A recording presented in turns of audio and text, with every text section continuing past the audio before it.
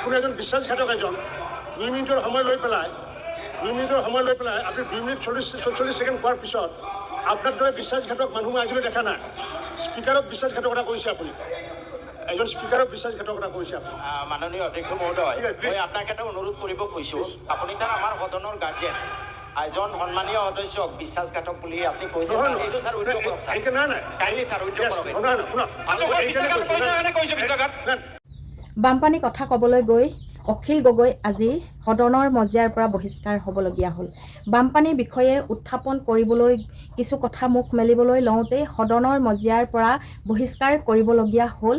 কিয় অখিল গগৈদেৱক নে অখিল গগৈক তেওঁলোকে এতিয়াও ভয় খাই আছে? শিৱসাগৰ নাজিৰাত উজনি অসমত আচলতে বানৰ বিভীষিকা, আৰু সেই বানৰ বিভীষিকাত সমগ্ৰ 3খন জিলাৰ বানত ডুবি হাহাকাৰ কৰি আছে, আৰু তাক লৈ এতিয়া সদনত উত্থাপিত হৈছে বহু প্ৰশ্ন, আৰু সেই উত্থাপন কৰিবলৈ যোৱা প্ৰশ্নসমূহ কিয় অখিল গগৈক মুকলিমূৰীয়াকৈ ক'বলৈ নিদিলে, তাক জানিবলৈ আপোনালোকে এই ভিডিঅ'টো প্ৰথমৰ পৰা শেষলৈকে চাব লাগিব। ব'লকচোন তেন্তে পলম নকৰি এই ভিডিঅ'টো আৰম্ভ কৰোঁ।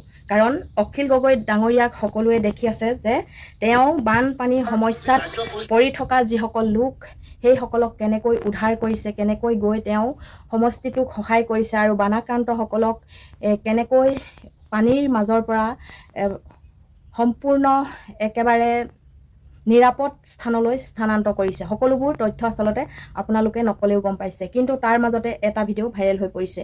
সদনৰ মজিয়াত এতিয়া অখিল গগৈক বান পৰিস্থিতিৰ বিষয়ে কোনো কথা ক'বলৈ নিদিয়ে অধ্যক্ষ মহোদয়ে। তাৰ ওপৰত এই ভিডিঅ'টো প্ৰস্তুত কৰিলোঁ। ব'লকচোন তেন্তে পলম নকৰি ভিডিঅ'টো মাজলৈ। সেইটো হ'ল যে আমাৰ উজনিৰ 3খন জিলা চৰাইদেউ, শিৱসাগৰ আৰু যোৰহাট জিলাৰ যি প্ৰলয়ংকাৰী দুৰ্যোগ আহিলে, সেই দুৰ্যোগৰ কাৰণে গোটেই জিলা 3খন এইবাৰ ধ্বংসস্তূপত পৰিণত হ'ল।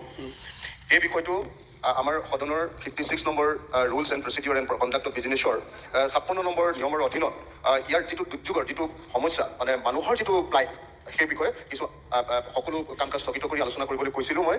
গতিকে মই বিষয়টো প্ৰথমতে উত্থাপন কৰিব খুজিছোঁ যে কিয় মই এই কথাটো ক'ব খুজিছোঁ। মানে মই কিয় এই আলোচনাটো হোৱা উচিত ছাৰ। মই আপোনালোকে নিশ্চয় দেখিছে যে 24 ঘণ্টা শিৱসাগৰত এইকেইদিন ঘূৰি আছোঁ ছাৰ, আৰু তাৰ মাজেদি ছাৰ কালি ৰাতি মই এইকাৰণে ইয়ালৈ আহিছোঁ সদনলৈ, যে আমাৰ সদনত এই সদনলৈ যোৱা ৰাতি মই এইকাৰণে আহিছোঁ, গোটেই ৰাতি আহি আছোঁ সদনত এই কথাটো ক'বলৈ যে যেনেকৈ বলবলাত 2004 চনত তেনেকুৱা ঘটনা ঘটিছিলে, তাৰ পাছত উজনি অসমত এনেকুৱা এটা ঘটনা ঘটিছে। গতিকে এই ঘটনাটোক আমাৰ সদনে ৰাষ্ট্ৰীয় দুৰ্যোগ ৰূপে ঘোষণা কৰিবৰ কাৰণে কেন্দ্ৰীয় চৰকাৰৰ ওচৰত এটা প্ৰস্তাৱ উত্থাপন কৰিব লাগে, যাতে আমি সকলো মানুহে উজনি অসমৰ এই 3খন জিলাৰ যি সাংঘাতিক দুৰ্যোগ, ছাৰ মই দুৰ্যোগটোৰ বিষয়ে 2 মিনিট নক'লে এই সদন আধৰুৱা হৈ যাব। গতিকে ছাৰ মই আপোনাক ক'ব খুজিছোঁ যে মানুহৰ অৱস্থা ছাৰ কেনেকুৱা হৈছে। এই মাত্ৰ মই নাজিৰাৰ MLA ৰ লগত কথা পাতিছিলোঁ, ময়ূৰ বৰগোহাঁই ক'লে যে এই মাত্ৰ আজি এতিয়া 10টা ডেপুটি ওলাইছে ছাৰ, এই মাত্ৰ 10টা ডেপুটি, কালিলৈকে তেওঁৰ ময়ূৰ বৰগোহাঁই সমষ্টিত 18টা ডেপুটি ওলাইছিলে ছাৰ, আজি আকৌ 10টা, মুঠতে এতিয়া অকল নাজিৰাত ছাৰ ডেপুটি ওলাইছে 28টা, আৰু তাৰে অকল বিহুপুৰ পঞ্চায়তত কমেও 100জন মানুহ ছাৰ সন্ধানী হৈ আছে। ছাৰ এনেকুৱা এটা দুৰ্যোগ আমি কেতিয়াও অসমত বলবলাৰ পাছত কেতিয়াও দেখা নাছিলোঁ ছাৰ। ছাৰ ইমান ডাঙৰ দুৰ্যোগ যে এই দুৰ্যোগৰ কাৰণে ছাৰ এতিয়া আমাৰ কি হৈছে, আমাৰ শিৱসাগৰৰ মানুহবিলাকৰ, চৰাইদেউৰ মানুহবিলাকৰ, যোৰহাটৰ মানুহবিলাকৰ খেতিটো কমপ্লিট হৈ ছাৰ। দোকান পোহাৰ শিৱসাগৰ টাউনৰ ভিতৰত ছাৰ 1 কঁকাল পানী নদীৰ দৰে হৈ আছে ছাৰ। দোকান পোহাৰবিলাক ছাৰ কমপ্লিট হৈ গ'ল। ব্যৱসায়ী প্ৰতি ছাৰ 2 মিনিট ছাৰ এইটো আলোচনা নকৰিলে এইটো আলোচনা নকৰিলে মই ভাবো যে সদন আধৰুৱা কৰিব ছাৰ। ফ্লাইটটো মই বানপানীটোৰ কথা কোৱা নাই ছাৰ, ফ্লাইটটো মানুহৰ কথা কৈছে ছাৰ। ব্যৱসায়ী প্ৰতিনিধিবিলাক ছাৰ মোক বিশ্বাসঘাতকতা নকৰিব। হয় ছাৰ, আপুনি খন্তেক আগত আহি পেলাই মোক 2 মিনিটৰ কথা কৈছে, যাৰ কাৰণে আপোনাক 2 মিনিট মই ক'ব দিলোঁ, আৰু 2 মিনিট আপোনাৰ কথা উজনি অসমৰ বানপানীক সন্মান জনাই পেলাই আপোনাৰ 2 মিনিটৰ কথা মানুহৰ সমস্যাৰ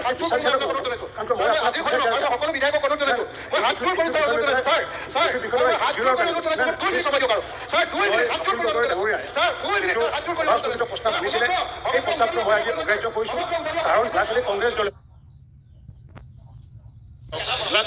দলে অনুৰূপভাৱে এনেকুৱা সভাস্থগিত প্ৰস্তাৱ আনিছিলে, আৰু অগ্ৰাহ্য কাৰণটো এইটোৱে যে যিহেতু আমাৰ দাবী মঞ্জুৰীসমূহৰ ভোটদানৰ বাবে নিৰ্ধাৰিত দিনকেইটাৰ বাদে পৰৱৰ্তী সময়ত এই বিষয়লৈ আলোচনা কৰিব পাৰি, কিন্তু আমাৰ বিধানসভাৰ যি কাৰ্য পৰিচালনা নিয়মাৱলীৰ 144 নং নিয়মৰ 2 নং উপনিয়ম মতে আমাৰ স্পষ্ট ৰূপত বাৰণ কৰা আছে। গতিকে বাজেটৰ সময়ত আপোনাৰ এই বিষয়টো আমি আলোচনা কৰিব নোৱাৰিম। আপোনাৰ সভাস্থগিত প্ৰস্তাৱটো যোৱাকালি যেনেকুৱাকৈ অগ্ৰাহ্য কৰা হৈছিলে কংগ্ৰেছ দলৰ, আজিও আপোনাৰ অগ্ৰাহ্য কৰা হ'ল, কিন্তু আপোনাক মই সন্মান জনাই, 3খন জিলাক সন্মান জনাই আপোনাক মই 2 মিনিট 44 ছেকেণ্ড ক'ব দিছোঁ, যিটো নেকি মই যোৱাকালি ক'ব দিয়া নাছিলোঁ। গতিকে এতিয়া আমি পৰৱৰ্তী বিষয়টো আহিছোঁ, কাৰ্যসূচী নম্বৰ 2।